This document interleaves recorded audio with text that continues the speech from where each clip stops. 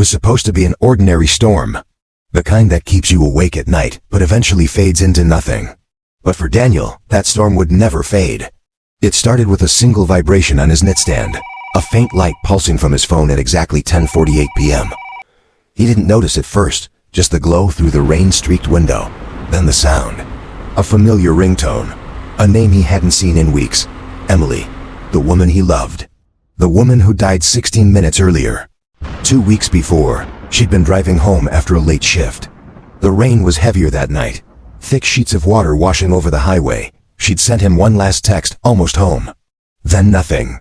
The next morning, the police said she lost control on a sharp curve. Instant. No witnesses. The car was a wreck when they found it. He had stood there under the flashing lights, watching as they pulled her out. Every detail burned into his mind. And yet, 2 weeks later, her name appeared again on his screen, glowing through the dark. He froze. It had to be a glitch, he told himself. Maybe a hacker, a cruel prank, but he couldn't move. His hand hovered over the phone until it stopped ringing. Then came the chime. A new voicemail. He didn't press play at first. Just stared at the words. One new voicemail, Emily. His chest tightened. Rain pattered against the glass. The storm outside matched the one building inside him. Finally he pressed it. The room filled with static. Low, broken whispers, barely there beneath the noise. Then a faint voice, hers. Help me. His breath caught. Coordinates. Followed by a string of numbers, the sound of water dripping, and something like wind screaming through the line. Then silence. His thumb trembled as he checked the timestamp. 10:48 p.m. But she had died at 10:32. He rewound the recording twice, trying to hear more, but the message distorted each time. Still, he couldn't ignore those coordinates. He typed them into his phone. The map zoomed in on a patch of empty land far from the city, an abandoned field near the old state highway. His heart pounded. Logic told him to delete the message, to walk away. But grief has a strange pull, especially when it sounds like a voice you thought you'd never hear again. So he drove. The rain never stopped. His headlights cut through sheets of fog as the GPS glitched and flickered, the signal fading in and out. After an hour, he reached the end of a dirt road. The coordinates led him to an open field covered in mist. Tall grass bent under the wind. He stepped out, flashlight trembling in his hand. The air smelled of wet soil and something burned. A glimmer caught his eye. He crouched, brushing mud aside. There, half buried, was a phone case. Cracked, faded. But the initials were still there. ER. He held it up. Water dripping off the sides. His pulse quickened. It was hers. The exact case he'd given her for her birthday. He dropped it, stumbling back. His phone buzzed in his pocket. Startled, he pulled it out. Voicemail deleted automatically. The message was gone. Vanished from his inbox as if it had never existed. He couldn't let it go. The next morning, he met a friend, a computer technician who owed him a favor. They connected the phone to his laptop, running through encrypted files.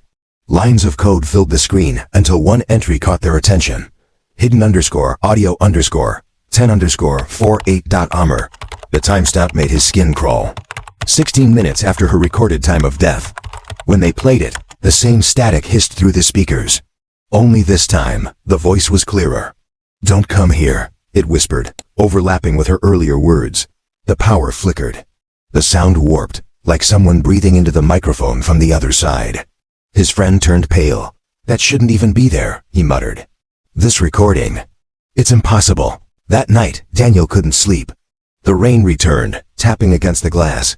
Then once again, the vibration. Emily, calling. The same timestamp, 10:48 p.m. He answered this time, his voice shaking. "Emily?" Only static replied. He listened, no record of it ever happening. He drove back to the field, this time in total darkness. The ground, once muddy, was blackened now, scorched in a perfect circle. Smoke still rose faintly from the earth. He knelt, touching the edge of the burn. It was still warm. His breath came in short gasps as he looked around. "Emily?" He whispered into the night. No answer. Just the faint hum of static from somewhere nearby. His phone, still recording in his hand, caught a flicker of movement. A figure in the mist, barely visible. Then it was gone. He ran back to his car, locked the doors, heart hammering. The phone buzzed again, one new voicemail. His thumb hovered over the screen. The sender field stopped him cold. Voicemail from your number. He hesitated, staring at his reflection in the screen. Pale, terrified, shaking. Slowly he pressed play. The voice that spoke wasn't hers, it was his own. "Help me," it whispered, echoing in the same broken tone as before. "Please. Help me." He dropped the phone, panic flooding his chest. The device flickered. The screen glitched, jumping between times, 10:47, 10:48, 10:47, looping endlessly. The next morning, police found his car abandoned on the dirt road. The phone sat on the driver's seat, screen cracked, battery dead. The last outgoing call was logged at 10:48 p.m. to his own number.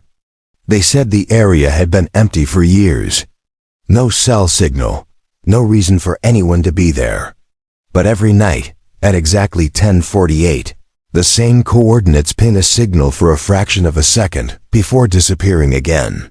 And sometimes, if you call the number that sent that last voicemail, you'll hear a faint static and a voice whispering, "Help me."